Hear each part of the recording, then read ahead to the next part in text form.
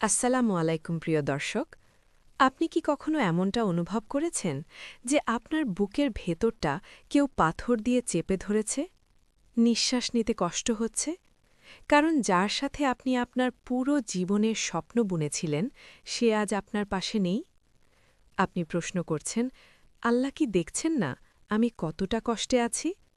তিনি কি পারতেন না আমাদের আলাদা না করতে? বিশ্বাস করুন, আজকের এই কথাগুলো আপনার সেই সব কান্নার উত্তর দেবে যা আপনি কাউকে বলতে পারেননি। আজ আমরা জানব কেন আপনার সবচেয়ে প্রিয় মানুষটির চলে যাওয়া আপনার জীবনের সবচেয়ে বড় রহমত ছিল। যদি মনে হয় সব শেষ হয়ে গেছে, তবে এই ভিডিওটি আপনার নতুন করে বাঁচার শক্তি হবে। আল্লাহ সুবহানাহু ওয়া তাআলা তার বান্দার হৃদয়ে অন্য কারো রাজত্ব সহ্য করেন না। একে বলা হয় আল্লাহর গায়রত বা আত্মমর্যাদা। যখন আমরা আল্লাহর চেয়ে বেশি কোনো মানুষকে ভালোবেসে ফেলি, তখন সেই হৃদয়টি একটি মূর্তিতে পরিণত হয়। আপনি যাকে ছাড়া বাঁচবেন না বলতেন, আল্লাহ তাকে সরিয়ে দিয়ে প্রমাণ করেছেন যে আপনি তাকে ছাড়াও বাঁচতে পারেন। আল্লাহ আপনাকে কোনো মানুষের দাস বানাতে চান না, তিনি আপনাকে কেবল তার নিজের বান্দা হিসাবে দেখতে চান। আপনার মন ভেঙেছে কারণ আল্লাহ চান আপনার হৃদয়ে কেবল তার নূর প্রবেশ করুক। আমরা বিচ্ছেদকে ক্ষতি মনে করি, কিন্তু এটি আসলে ক্ষতি নয়, বরং আপনার জন্য তিনটি বিশাল উপহার নিয়ে আসে। উপহার ১, সত্য উন্মোচন।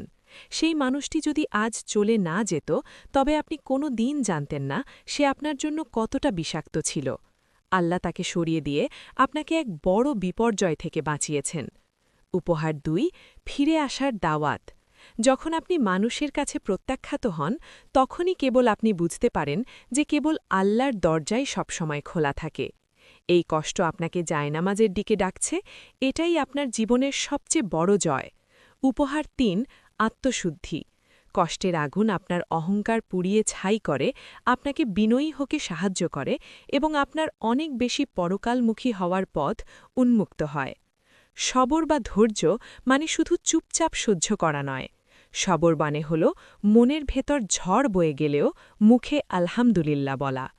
নবী ইয়াকুব আলাইহিসাল্লাম তার সন্তান ইউসুফ আলাইহিসাল্লামকে হারিয়ে বছরের পর বছর কেঁদেছিলেন, কিন্তু তিনি আল্লাহর উপর থেকে ভরসা হারাননি। তিনি বলেছিলেন, আমি আমার দুঃখ ও কষ্টের কথা কেবল আল্লাহর কাছেই বেশ করছি। আপনার কষ্টগুলোকেও মানুষের কাছে সস্তা করবেন না। ফেসবুকে স্যাড স্ট্যাটাস না দিয়ে সিজদায় গিয়ে বলুন। মনে রাখবেন, আল্লাহ তার সবচেয়ে প্রিয় বান্দাদেরই সবচেয়ে কঠিন পরীক্ষা নেন। অতীতকে কবর দিতে শিখুন। আপনি যদি বারবার পেছনের দিকে তাকান, তবে সামনের সুন্দর ভবিষ্যৎ দেখতে পাবেন না। অতীতকে মন থেকে মুছে ফেলার জন্য এই ৩টি কাজ করুন। ১, ক্ষমা করে দিন। তাকে ক্ষমা করুন, এই জন্য নয় যে সে ক্ষমার যোগ্য, বরং এই জন্য যে আপনার হৃদয়ে শান্তির প্রয়োজন। ২, নিজেকে সময় দিন। আপনি কে? আপনার লক্ষ্য কি? আপনার রব আপনার কাছ থেকে কি চান, এগুলো নিয়ে গভীরভাবে ভাবুন।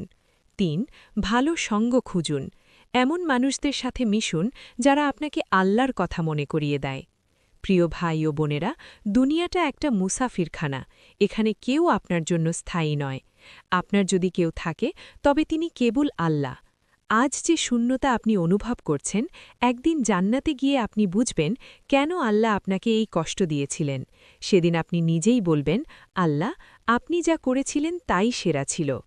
আজকের এই ভিডিওটি যদি আপনার মনে শান্তি দিয়ে থাকে, তবে কমেন্টে আলহামদুলিল্লাহ লিখে যান।